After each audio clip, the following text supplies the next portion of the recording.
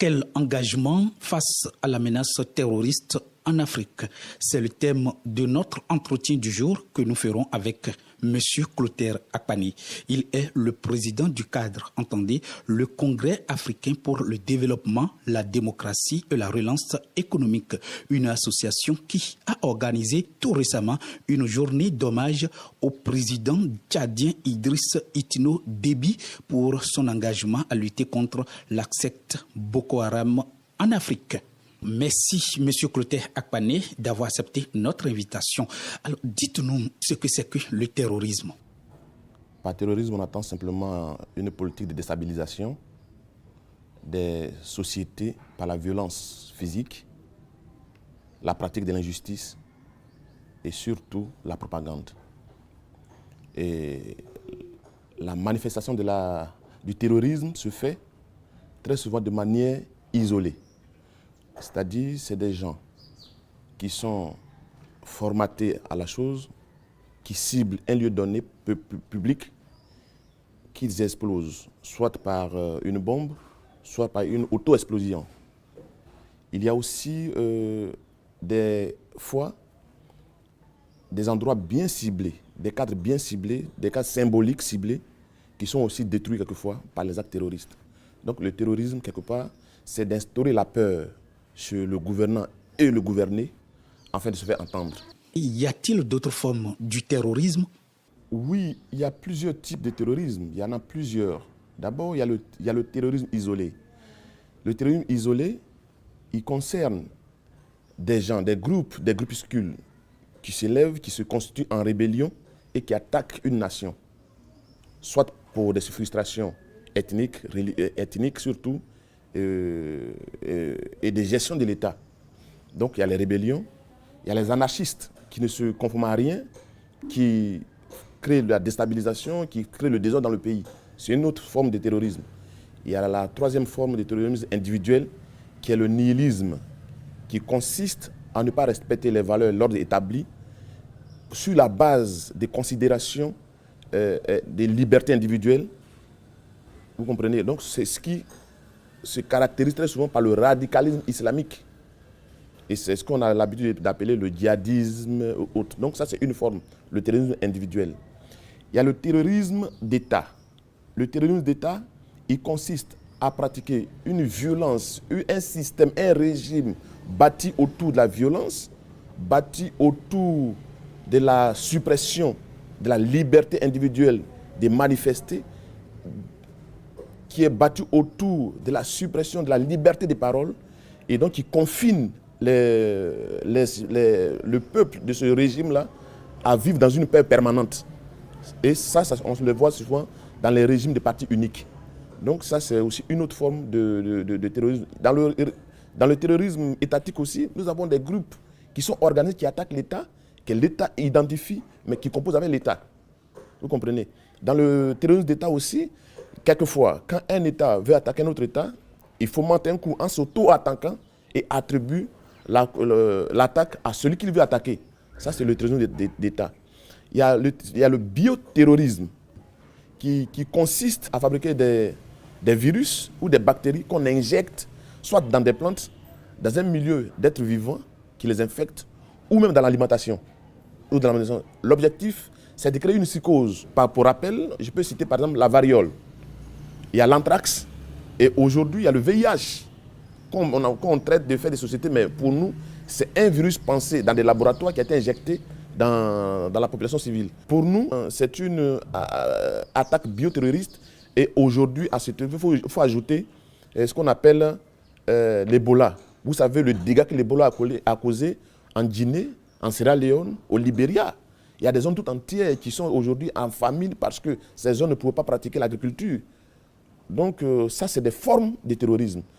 Il y a une autre forme de terrorisme qu'on appelle le terrorisme organisé. Le terrorisme organisé est bâti d'une idéologie politique bien structurée et qui se met en place par l'extrémisme. Donc tout ce qui est extrémisme est terroriste. Donc en Europe, on peut avoir par exemple le terrorisme de l'extrême droite, comme le FNL, le Front National de Paris avec les Jean-Marie Le Pen. Il y a par exemple la gauche aussi, l'extrême gauche en Belgique. Il y a d'autres structures comme le Ku Klux Klan à son temps, qui était aussi une organisation terroriste, parce que qui avait une philosophie politique qui consistait à supprimer, si je peux le dire entre guillemets, à supprimer tout ce qui était noir aux États-Unis. Il y a le cyberterrorisme, par exemple. Le cyberterrorisme, lui, consiste à non seulement à faire la propagande, mais à recruter sur le net et bien entendu à faire des cyberattaques. Par exemple, vous avez vu un moment, je crois que c'est TV5 ou France 24 qui a été attaqué, qui a eu son programme piraté. Ça, c'est le cyberterrorisme. Et il y en a plusieurs. Par exemple, comme en cas de cyberterrorisme, des individus peuvent pirater les feux rouges d'une capitale bien fréquentée et créer un désordre dans l'alimentation des feux rouges. Vous voyez ce que ça peut créer comme scandale, comme incident.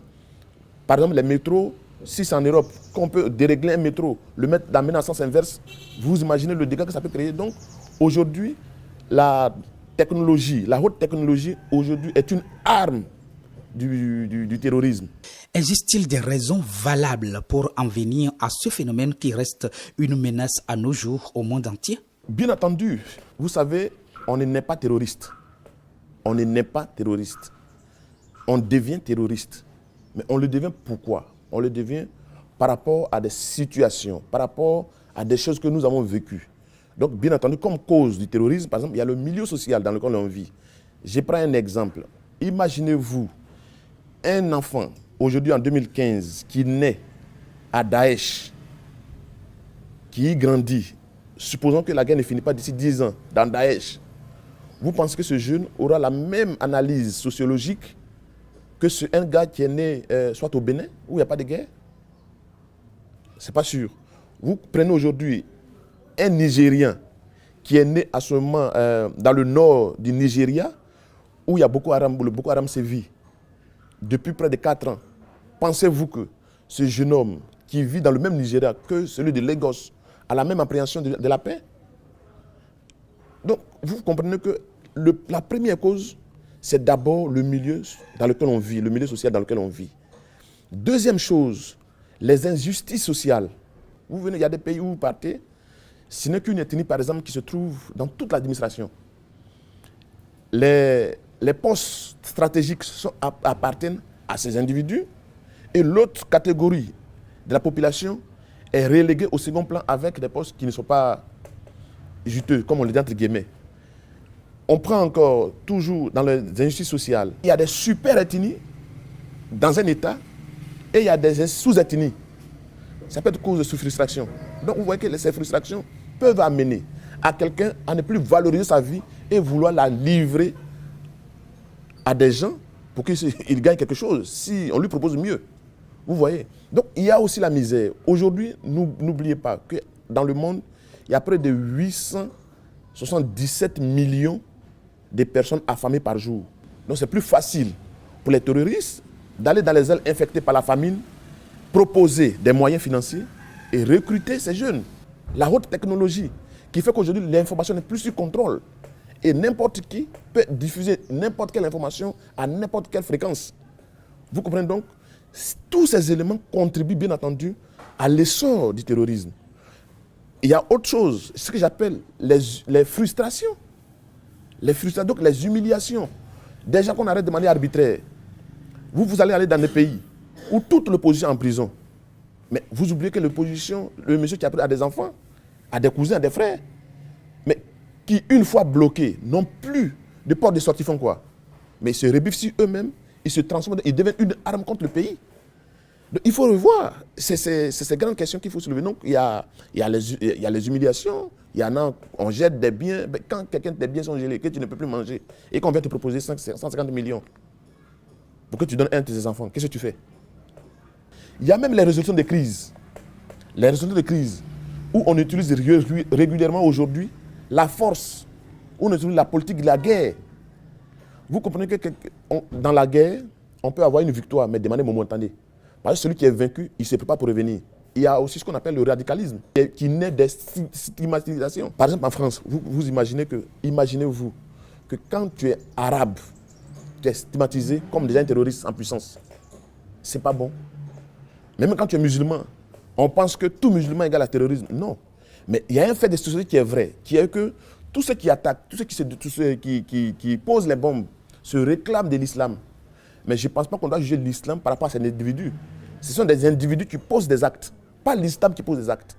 Vous comprenez? Donc il faut qu'on arrive à faire le distinguo entre les individus qui posent des actes, qui sont peut-être frustrés, comme je l'ai dit, pour plusieurs raisons, et qui veulent s'exprimer autrement, mais dans la violence, mais qui portent la casquette des compères d'islam. Sentiriez-vous une hypocrisie dans la lutte contre ce phénomène? Votre question est légitime, qu'il y a une grande hypocrisie.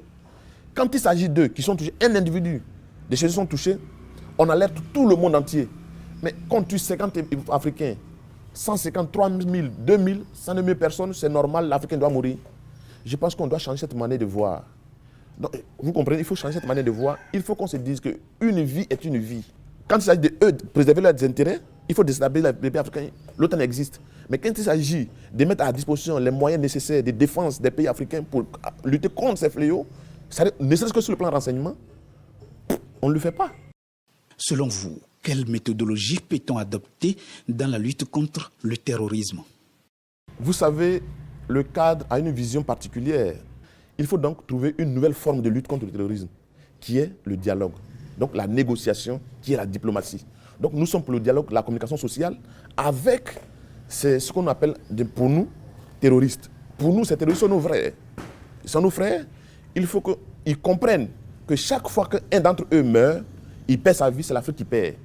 C'est l'Afrique qui perd, ce sont les familles qui perdent. Imaginez-vous, dès que la femme pose les pas, ce tact, les premières personnes ciblées sont qui? Ce sont ses parents. Mais le faisant, les cousins, les frères, ils deviennent quoi? Ils deviennent révoltés, donc rebelles.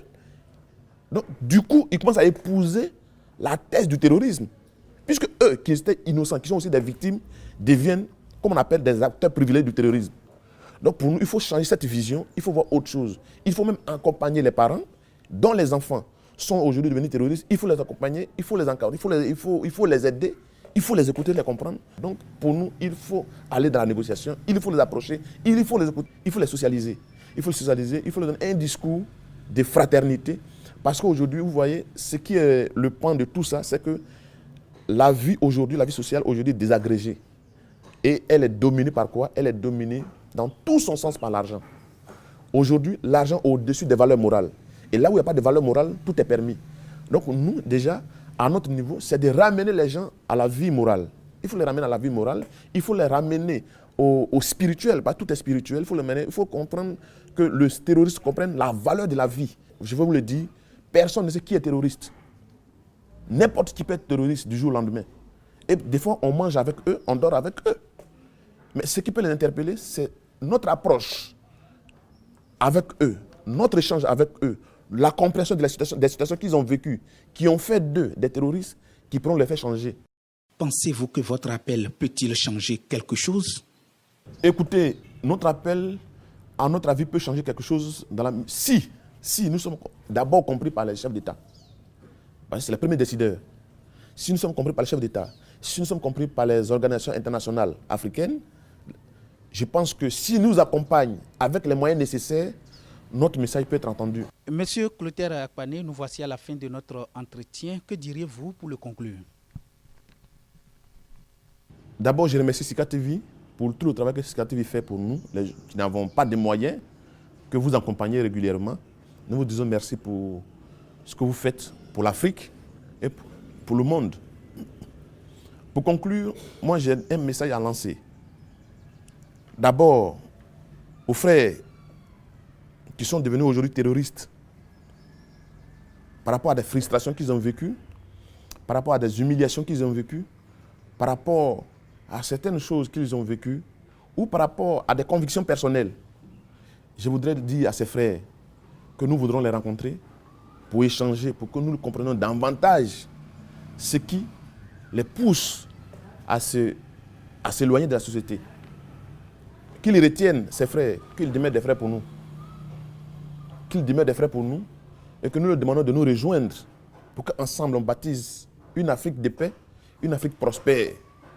Que chacune des vies de ces terroristes est une vie en or pour nous. Parce que ce sont des vies qui contribueront à la construction de l'Afrique. Merci, M. Clotaire Akpané, pour votre disponibilité.